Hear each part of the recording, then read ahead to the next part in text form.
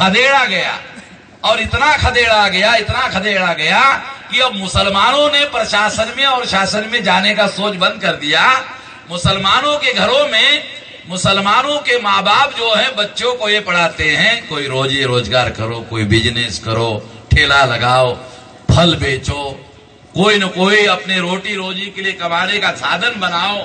मैंने ज्यादातर घरों में, क्योंकि 12 साल हो गए, मैं मुसलमानों के घरों में जाना आना शुरू किया, जानने समझने की कोशिश की, तो मुझे ये बातें जानने को मिली कि अब वो शासन प्रशासन में जाने के बारे में सोचना ही बंद कर दिया। तो इसलिए मेरे दिमाग में, मेरे जहन में ये शब्द आया कि इन लोगों ने तो इनको खदेड़ने का काम किया। हम लोग जो SC ST OBC के लोग हैं, जिसको मुसलमान हमें हिंदू कहते हैं, मैं आपको बताना चाहता हूं 3000 साल तक हमारे पिछवाड़े पर ब्राह्मण लोग लात मारते रहे। तो आप कहते हैं ब्राह्मण भी हिंदू है, हम भी हिंदू है, मुझे समझ में नहीं आता। 3000 साल से ब्राह्मण हमारे पिछवाड़े में लात मार रहे। पिछड़े वर्गों कहा तुम शूद्र हो। शूद्र का मतलब है अधिकार वंचित, अधिकार वंचित का मतलब है गुलाम। अब कहते हैं 3 वर्ण की सेवा करो, ब्राह्मण क्षत्रिय वैश्य की सेवा करो। शूद्रों को कहते हैं, धर्मशास्त्र में लिखा है ब्राह्मणों सेवा करो, और सेवा कैसी करो? निष्काम भाव से करो। निष्काम भाव जो है संस्कृत भाषा का शब्द है, निष्काम भाव से सेवा करो। निष्काम भाव का मतलब है जब सेवा करोगे तो उसके बदले में कुछ मांगना नहीं है, ऐसी सेवा करो। और ब्राह्मण कहते हैं उससे क्या होगा? कहा पुण्य का संचय होगा तुम्हारे नाम पर। ये पुण्य का संचय होगा, फिर आगे क्या होगा? आगे तुम ब्राह्मण बन सकते हो। तो 1-2 साल सेवा करने के बाद शूद्र वर्ण के लोग पंडित जी के पास गए और कहने लगे कि 2-3 साल से हम सेवा कर रहे हैं तो हम ब्राह्मण तो बने नहीं। तो पंडित जी कब तक बनेंगे? कहा कि पहले जन्म में आप लोगों ने पाप किया है, इसलिए अगले जन्म में ही बन सकते, इस जन्म में तो नहीं बन सकते। साला अगला जन्म देखा किसने, किसी को पता है नहीं। तो इस तरह से ये लोग हजारों सालों से हमारे लोगों से सेवा करवा रहे, और हमारे लोग निष्काम भाव से सेवा कर रहे। उसके बदले में यानी मजदूरी करो, आपको आम भाषा मजदूरी करो, ब्राह्मण कहते मजदूरी करो, मजदूरी मत मांगो, उसको बोलते हैं निष्काम भाव। ये तो बंधुआ मजदूरी साली इसी सिद्धांत से पैदा हो गई। तो इस तरह से शासन प्रशासन से हमारे लोगों को खदेड़ा गया, और हजारों सालों से इन लोगों ने हमारे पिछवाड़े पर लात मारने का काम किया। जिन लोगों ने हजारों सालों से हमारे पिछवाड़े में लात मारने का काम किया, उनका धर्म हमारा धर्म एक कैसे हो सकता? ब्राह्मणों का धर्म और हमारा धर्म एक कैसे हो सकता? गुलाम बनाने वालों का और गुलामों का धर्म एक कैसे हो सकता? गुलाम बनाने वालों का धर्म अलग है, उन्होंने गुलाम बनाने का षड्यंत्र किया। जिनको गुलाम बनाया वो लोग अलग है। तो जिनको उन्होंने गुलाम बनाया, संविधान में बाबा साहब आम्बेडकर ने उन लोगों को हक और अधिकार देने का काम किया, जिसके विरोध में आज भी वो लोग हैं। आज भी आरक्षण का ब्राह्मण विरोध कर रहे हैं, ब्राह्मण ही विरोध कर रहे हैं, कोई नहीं विरोध कर रहा है।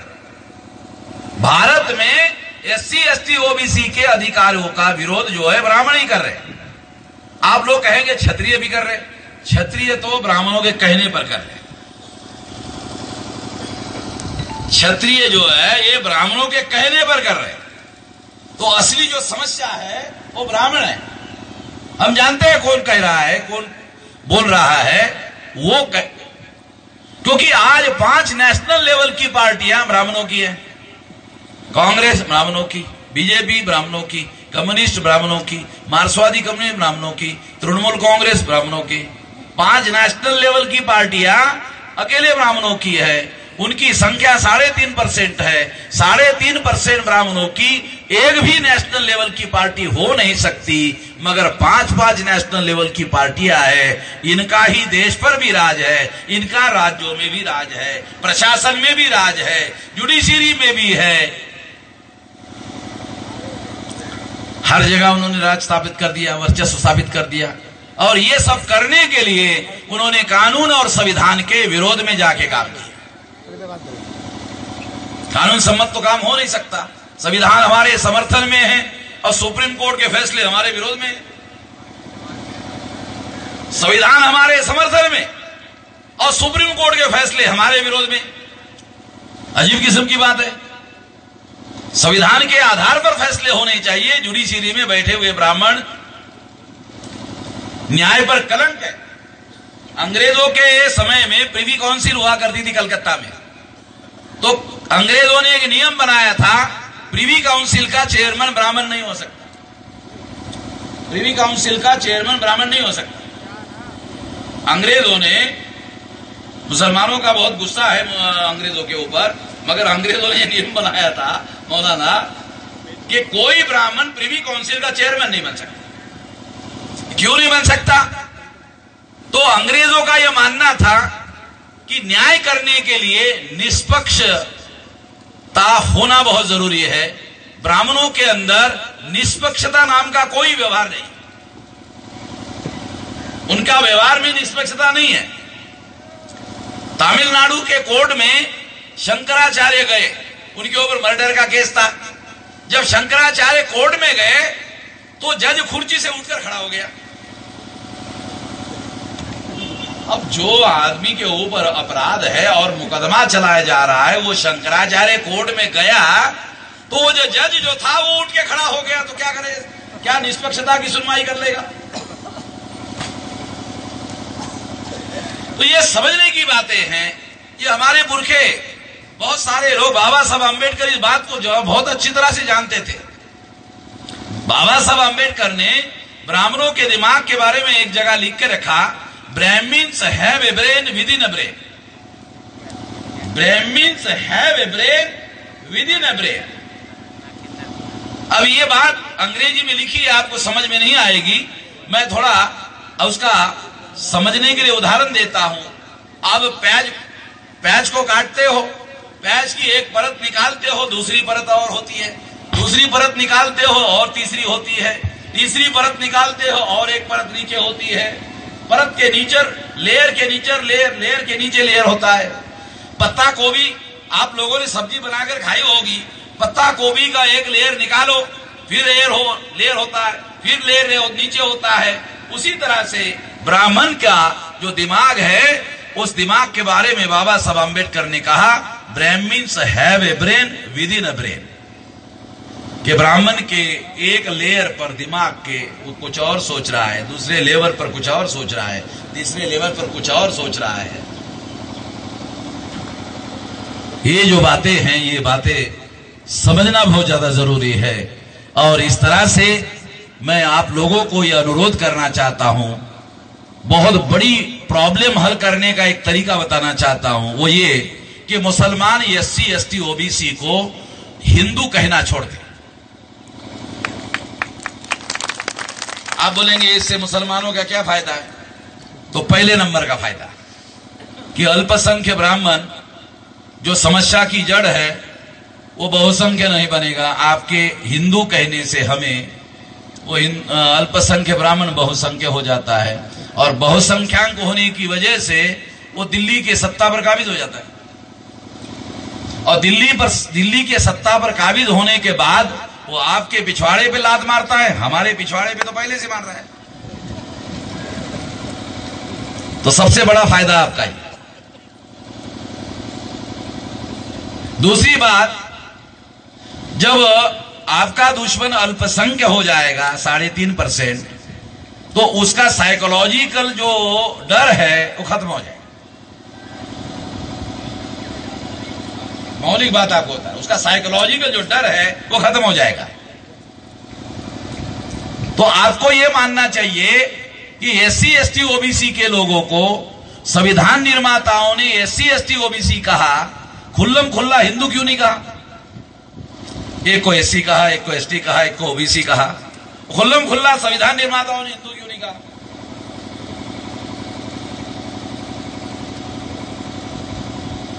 संविधान में हम लोगों को हिंदू कैसे कहा? देखो आपको बताता हूं, होशियारी देखो ब्राह्मणों की। उन्होंने घुमा फिरा कर क्या किया, जो मुसलमान नहीं है, जो क्रिश्चियन नहीं है, वो हिंदू है। ये राजनीति ये समझने की जरूरत है। अरे भाई, हिंदू कौन है इसकी तुम्हारी सकारात्मक व्याख्या होनी चाहिए। कौन है, तुम्हारा कोई सिद्धांत होना चाहिए। उनका सिद्धांत क्या है, जो मुसलमान नहीं, जो ईसाई नहीं, वो हिंदू है। अरे जो नहीं है नहीं है नहीं है वो है। अरे तो अजीब किस्म की व्याख्या है। इसका मतलब तुम्हारा है क्या? तो उनका मौलिक सिद्धांत नहीं है, इस वजह से उन्होंने इस व्याख्या को नकारात्मक व्याख्या पर खड़ा किया हुआ। तो इसकी वजह से एससी एसटी ओबीसी के लोगों को संभाल लिया में आसानी हो गई उनको। तो 50% समस्या का समाधान, यदि आप एससी एसटी ओबीसी को हिंदू कहना बंद कर दो तो ब्राह्मणों को कहने दो। अगर मुसलमानों ने कहना बंद कर दिया तो फायदा क्या है हमको? फिर अकेले ब्राह्मणों को कहना होगा। मुसलमान हमें हिंदू कहना बंद कर देगा तो अकेले ब्राह्मणों को कहना पड़ेगा हमें हिंदू। ब्राह्मणों को हमें हिंदू कहने दो, हम ब्राह्मणों को निपट लेंगे। हम मुसलमानों को निपटना नहीं चाहते, हम तो मुसलमानों को लिपटना चाहते हैं। आप बोलेंगे लिपटना क्यों चाहते हो? अरे तो तुम्हारा खून हमारा खून, केवल जो महादेव भाई था वो मोहम्मद भाई हो गया, इतना ही फर्क हो गया, ज्यादा फर्क नहीं हुआ, कोई मौलिक अंतर नहीं है। दूसरी बात, जैसे मैंने पहले भी कहा, इस्लाम समानता को मानता है, तो समानता को मानने वाला धर्म है, इसलिए तो हमारे पुरखे इस्लाम में कन्वर्ट हो गए। ब्राह्मणों ने उनको दुत्कारने का काम किया, इस्लाम ने उनको स्वीकारने का काम किया, समानता के धर्म की वजह से। तो इसलिए ये कारण है लिपटने के, और उनके निपटने के उन्होंने 3000 साल पहले जो उनकी ज़हनियत थी वो ज़हनियत आज भी बरकरार है, वही के वही है, उसमें कोई चेंज नहीं है। अब मैं आखिरी बात जो कहना चाहता हूं वो ये है कि आजाद भारत में मुसलमानों को मजलूम बनाने का लगभग पूरा काम कर लिया गया, क्योंकि शासन प्रशासन से मुसलमानों को खदेड़ दिया। इस खदेड़ने की वजह से मुसलमान मजलूम बना दिया गया। हम 2-3 हजार साल के मजलूम हैं। संविधान ने हमको अधिकार दिया, सत्ता इनकी है, वो देते नहीं है। सत्ता इनकी है, अमल करने का अधिकार उनके पास है, मगर देते नहीं, अमल नहीं करते। और जो सेपरेट इलेक्टेड बाबा साहब अम्बेडकर ने शेड्यूल कास्ट और शेड्यूल ट्राइब के लोगों को मांगा था, गांधी जी ने इसके विरोध में आमरण अनशन करके उसे खत्म कर दिया। हम तो गांधी जी को शैतान मानते, मुसलमानों को अच्छा नहीं लगता, मगर अब क्या करें, हमको बोलना पड़ता है। हम गांधी जी को शैतान कहते हैं और कांग्रेस को कहते हैं इसे गलत साबित कर दो। कोई कांग्रेस वाला गलत साबित करने के लिए हमारे पास आता ही नहीं है, बल्कि कांग्रेस वाले ये कहते हैं कि वामन मेश्राम जो है वो बढ़ा चढ़ाकर गांधी जी के बारे में कहते रहते हैं। कुछ छोटी मोटी गलतियां गांधी जी के द्वारा हुई है, हम ऐसा मानते नहीं है कि नहीं की है, गांधी जी वाला गलती हुई है, मगर वामन मेश्राम बढ़ा चढ़ाकर बताते हैं। हमें बढ़ा चढ़ाकर बताने से क्या फायदा है भाई? हमारा ये कहना है कि आज भारत के संसद में 131 शेड्यूल कास्ट शेड्यूल टाइप के एमपी है, और हमारे ही समर्थन से कांग्रेस की सरकार बनी, हमारे ही समर्थन से बीजेपी की नरेंद्र मोदी जो है 76 मेंबर पार्लियामेंट एससी एसटी के। अगर वो समर्थन विड्रॉ कर दे तो सरकार गिर जाएगी। अगर गांधी जी ने हमारा सेपरेट इलेक्टेड का एससी एसटी का अधिकार नहीं छीना होता तो कांग्रेस की सरकार भी हमारे समर्थन से बनती, मगर बाहर से। बीजेपी की सरकार भी हमारे समर्थन से बनती, मगर बाहर से। और जब बाहर से बनती तो शर्तों के आधार पर बनती, और निश्चित रूप से वो शर्तें नॉन कॉम्युनल होती। नॉन कॉम्युनल शर्तें होती तब मुसलमानों को भी फायदा होगा। तो बहुत सारी बातें हैं ये बातें अदर बैकवर्ड क्लासेस के लोगों को भी समझना बहुत जरूरी है कि अदर बैकवर्ड क्लासेस के लोगों को 17 अगस्त 1932 को शेड्यूल कास्ट को रिकॉग्नाइजेशन एंड राइट मिला और 16 नवंबर 92 को ओबीसी को मिला। यानी शेड्यूल कास्ट को अधिकार मिलने के 60 साल बाद ओबीसी को मिला। क्यों मिला? क्योंकि एससी एसटी के लोगों ने बाबा साहब को अपना रहनुमा माना और ओबीसी के लोगों ने गांधी जी को माना। गांधी जी ने दिया नहीं, पिछवाड़े ब्लास्ट मारा। इस वजह से ओबीसी को जो रिप्रेजेंटेशन मिला वो 16 नवंबर 92 को सुप्रीम कोर्ट ने मंडल जजमेंट में इंदिरा साहनी वर्सेस भारत सरकार में दिया। वो 16 नवंबर 92 को 17 अगस्त 1932 को शेड्यूल कास्ट को मिला। 32 और 92 में 60 साल का अंतर, 60 साल बाद ओबीसी को मिला। तो आपने रहनुमा किसको माना, उसकी वजह से यह फर्क पड़ा। तो इसलिए आज शेड्यूल कास्ट शेड्यूल टाइप के 131 मेंबर पार्लियामेंट संसद में हैं। मुसलमानों की संख्या 15% है, उनके केवल 22 है।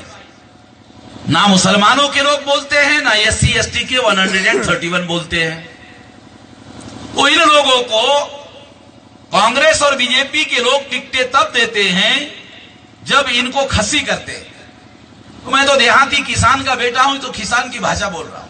पहले इनको खस्सी करते हैं, फिर बाद में टिकट देते हैं।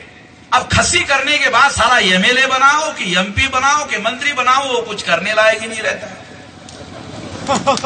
जब वो कुछ करने लायक ही नहीं रहता है तो उसको देश का राष्ट्रपति बना दिया। क्या कर लिया? ये जो अभी शेड्यूल कास्ट का राष्ट्रपति है, इसने 24 घंटे में 10% आरक्षण ब्राह्मणों को, उच्च जाति को दिया, तो राष्ट्रपति के हाथ में संविधान की रक्षा है। उसने 72 घंटे में साइन करके वापस दे दिया। संविधान में कहीं पर भी लिखा हुआ नहीं है आर्थिक आधार पर आरक्षण दिया जा सकता। बल्कि 9 जज बेंच ने 16 नवंबर 92 को सुप्रीम कोर्ट ने कहा कि सिंगल आर्थिक आधार पर कोई रिजर्वेशन नहीं दिया जा सकता। 9 जज बेंच का भी फैसला है। तो राष्ट्रपति को साइन करने के पहले अरे किसी वकील की सलाह लेनी चाहिए थी ना। उसके पास तो वकील की सलाह मुफ्त में मिलती है राष्ट्रपति को। तो इस तरह के लोग रखे हुए हैं। बल्कि अभी ब्राह्मण लोग प्रधानमंत्री को रखते हैं, राष्ट्रपति को रखते हैं। पहले लोग जो है औरतों को रखा जाता था, अभी राष्ट्रपति को रखते हैं। अरे देसी भाषा में बोल रहा हूं, फिर भी आप लोगों को समझ में नहीं आता। अच्छा समझ ले, समझ। कुछ लोगों को समझना चाहिए, ज्यादा लोगों को समझने की जरूरत नहीं है। Narendra Modi is not a real prime minister of India, he is a nominated prime minister of India and nominated by ब्राह्मण। जब मैं नॉमिनेटेड अंग्रेजी का शब्द कहता हूं तो हमारे लोगों को समझ में नहीं आता। जब मैं कहता हूं, चलो मैं देसी भाषा में बताता हूं, गांव में शादी होती है, शादी करके वो औरत लाता है तो अपने दोस्तों को परिचय करवाता है कि ये मेरी शादीशुदा बीवी है। तो वो दोस्त पूछता है ये कौन है, कहता ऐसी रखी हुई है। तो नरेंद्र मोदी भी ऐसे ही रखा हुआ है ब्राह्मणों।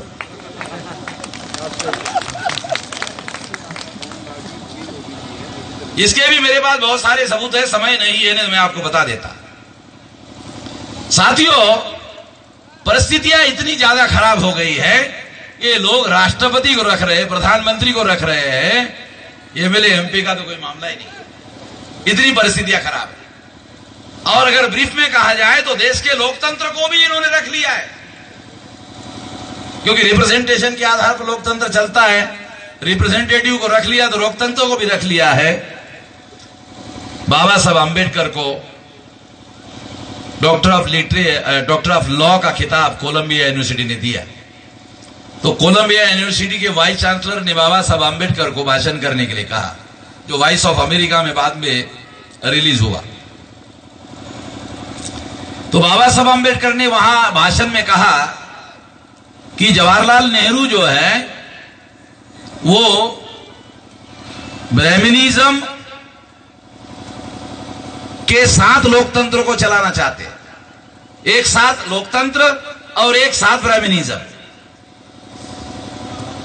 वो एक साथ ब्राह्मणिज्म और एक साथ लोकतंत्र नहीं चलाया जा सकता।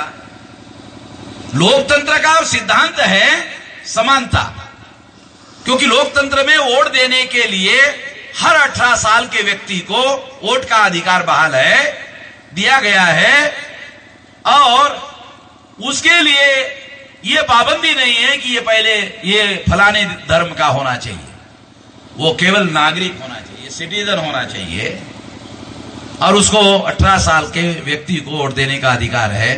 तो ये सारे लोगों को समान माना गया, एवरी सिटीजन जो है इक्वली है। तो इसके आधार पर ये लोकतंत्र चलता है। ब्राह्मणिज्म जन्मता मानता है कि सारे इंसान बराबर नहीं है, तो ब्राह्मणिज्म और लोकतंत्र साथ साथ नहीं चलाया जा सकता। ये बात 1955 में बाबा साहब अम्बेडकर ने कोलंबिया यूनिवर्सिटी में कही, वो बात आज वैसी की वैसी साबित हो गई। है बैठे हैं। तो इसलिए साथियों, परिस्थितियां इतनी ज्यादा खराब है, इतनी ज्यादा खराब है कि आज हम लोग जो है इस परिस्थिति को बद से बदतर ही मान सकते हैं। इसको बदलने का एकमात्र तरीका ये है कि मजलूम और मजलूम का इत्तेहाद कायम किया जाना चाहिए, और मजलूम का इत्तेहाद कायम करने से, एकता कायम करने से मैं ऐसा मानता हूं इसको बदला जा सकता है।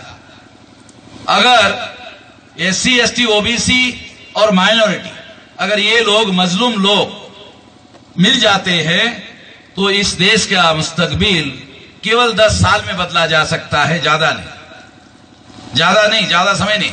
अगर ये लोग, वो भी 100% नहीं, 80% नहीं, 60% नहीं, 50% नहीं, 40% नहीं, अगर ये 30-35% भी इकट्ठा आ जाए तो भी भारत का मुस्तकबिल बदला जा सकता है। जब 31% से नरेंद्र मोदी प्रधानमंत्री बन सकता है तो मजलूम 30% इकट्ठा हो जाए तो देश का मुस्तकबिल बदला जा सकता है। ऐसा करना होगा, इसके लिए इत्तेहाद कायम करना होगा। आप लोग इसको करने के लिए अपने आप को तैयार करो, क्षेत्र में जाकर लोगों को समझाओ। यकीन के साथ कहा जा सकता है कि ऐसा होना संभव है, निराश होने की कोई जरूरत नहीं है। परिस्थिति में बदलाव लाया जा सकता है। इसके लिए प्रत्येक व्यक्ति को थोड़ा थोड़ा करके सक्रिय भूमिका का निर्वहन करना होगा। आपने मेरी बात ध्यान से सुनी, इसके लिए आभार, धन्यवाद।